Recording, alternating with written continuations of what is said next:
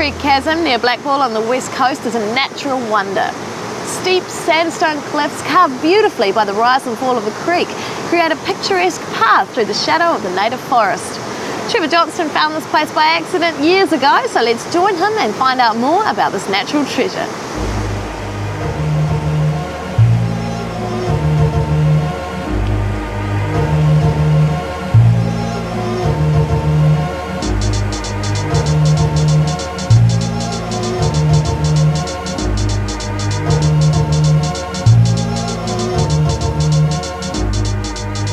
Tell me about when you found this place. How did it happen?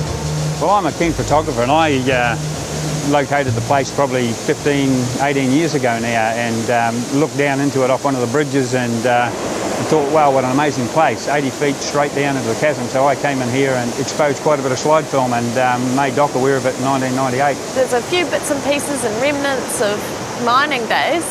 What did they use this place for?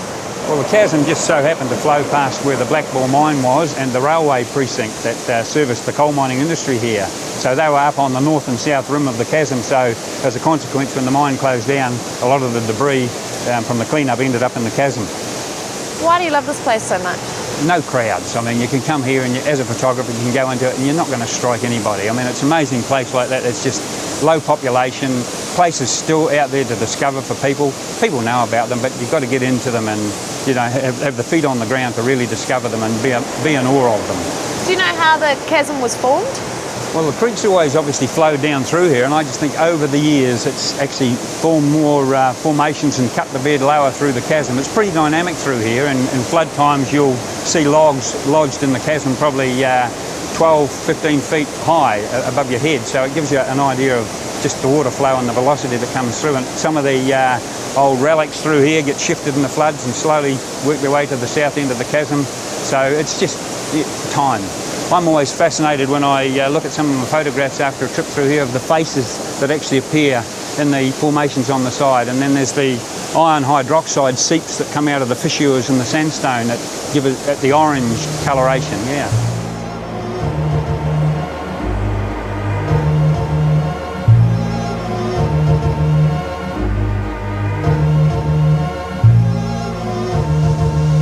Well, Trev, this is it. This is it, Nick. This is the top end of Ford Creek Chasm, so it's all going to happen now. But just bear in mind that it's not a safe place to go. It's got its hidden dangers, and you certainly wouldn't want to be here in high rainfall or anything like that because there's a potential to get caught in flash floods, a lot of steel objects and that, so it's not a totally safe place to be, but you've just got to be aware of that and you can go through it quite safely. Well, I'm with you, so I figure I'll be pretty safe. Okay. All right, let's give it a go. Give it a go. Follow me. All righty.